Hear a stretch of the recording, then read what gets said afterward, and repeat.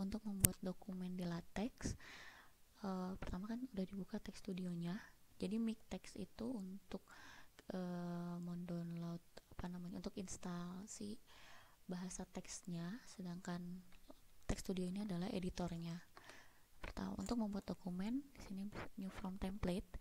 Jadi si LaTeX ini udah ngasih beberapa template kayak artikel, buku, letter, report, dan lain sebagainya. Misalnya kita mau bikin artikel, kalau misalnya mau membuat dokumen ini disimpan dalam folder yang kita tentukan, bisa di create in folder, lalu klik OK. Nanti hasilnya adalah tadi saya sudah buka seperti ini. Nah, yang sebelah kiri ini adalah editor tempat kita membuat dokumen, dan yang sebelah kanan ini adalah hasilnya. Untuk merunningnya, untuk melihat hasil dokumen yang kita buat, diklik ini build view atau F5. Nah, yang ini masih kosong. Nah, di LaTeX itu setiap menulisnya itu kita menggunakan setiap perintah yang ditulis menggunakan backslash atau garis miring. Jadi garis miring title, kita mau memberikan judul. Di dalam kurung kurawal ini adalah tulisan yang akan kita buat. Pengantar teknologi informasi. Bentar ya.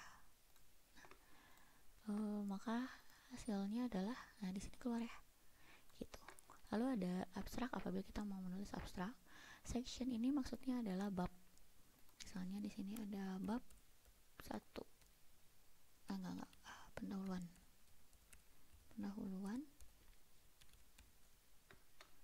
Maka hasilnya keluar.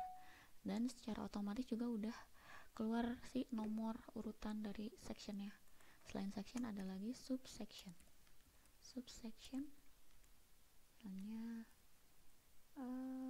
latar belakang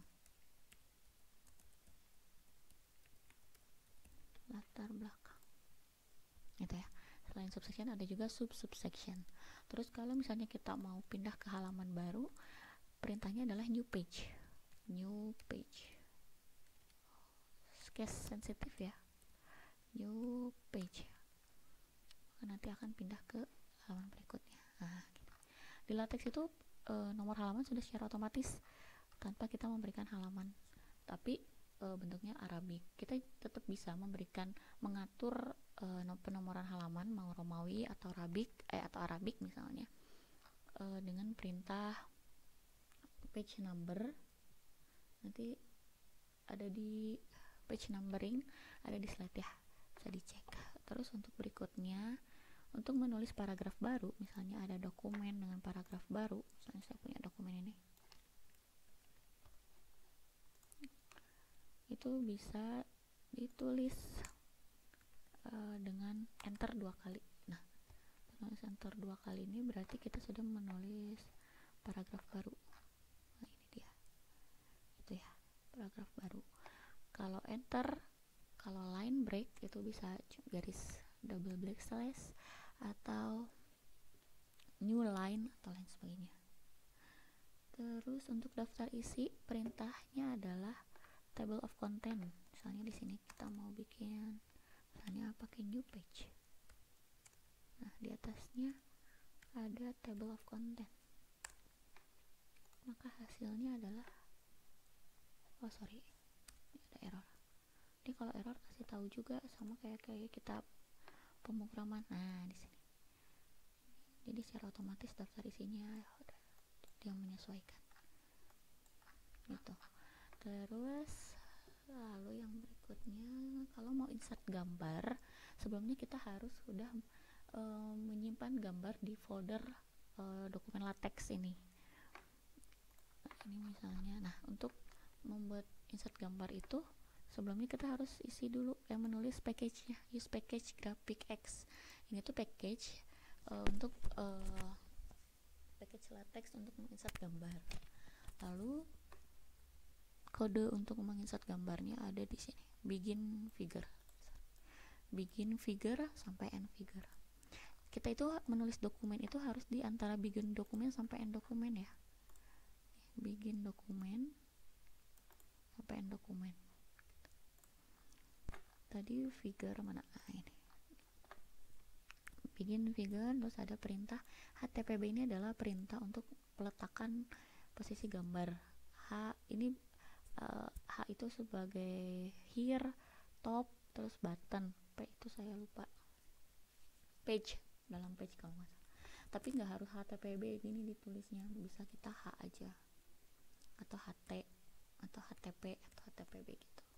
Lalu ini adalah caption untuk gambar yang kita insert. Lalu untuk men-set gambarnya, include grafik. Di sini ada penulisan pengaturan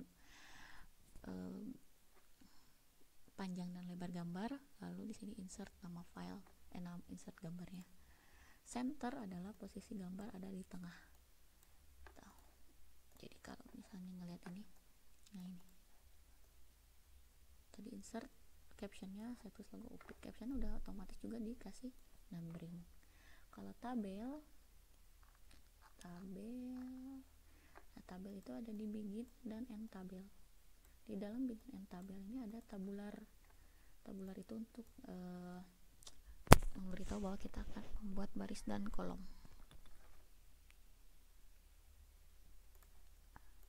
Lanjut ya.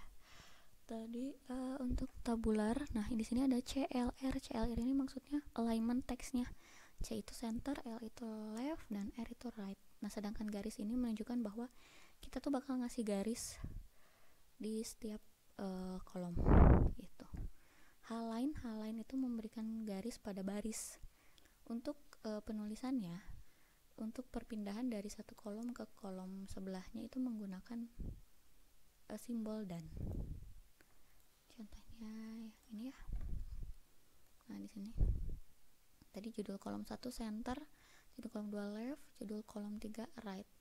Nah, H-line itu adalah untuk garis pada baris di sini, pada isi baris 1 kolom 1 dan baris 2 kolom 1 ini gak ada garisnya, tidak ada garisnya gitu. Terus caption sama seperti gambar, caption contoh tabel, dia pun secara otomatis memberikan penomoran pada tabel. Setelah itu ada daftar berurut.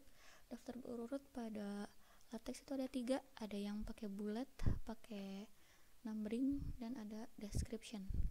Untuk penomoran, untuk bullet itu itemize, begin and at itemize. Terus kita tulis listnya itu item, misalnya namanya ayam, item bebek, item cacing. Lalu untuk numbering, enumerate, begin and enumerate.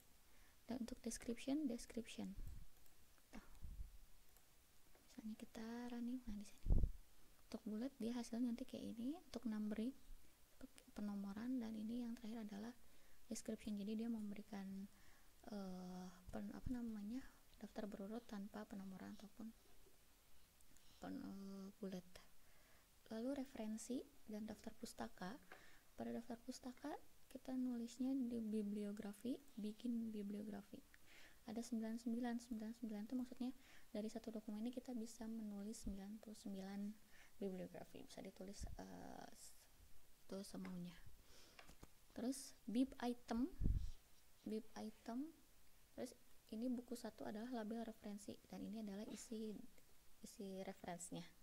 Misalnya buku 1 Steve Jobs, Springer, Bill Gates. Buku 2 Bill Gates. Nah, untuk mengambil referensinya, cara nge-refernya di dalam dokumen yang kita tulis, misalnya dia nge-refer ke sini, site buku 2, ini tuh bib ID. Nah, ini nih, bib ID buku 2 gitu. Misalnya kita running, tadi referensinya ini, untuk site-nya ini list 2. Jadi dia secara otomatis gitu. Lalu berikutnya adalah notasi matematika. Notasi matematika itu ada 2, ada notasi matematika yang di dalam paragraf, ada yang terpisah, tidak dalam satu kalimat, tidak dalam satu paragraf.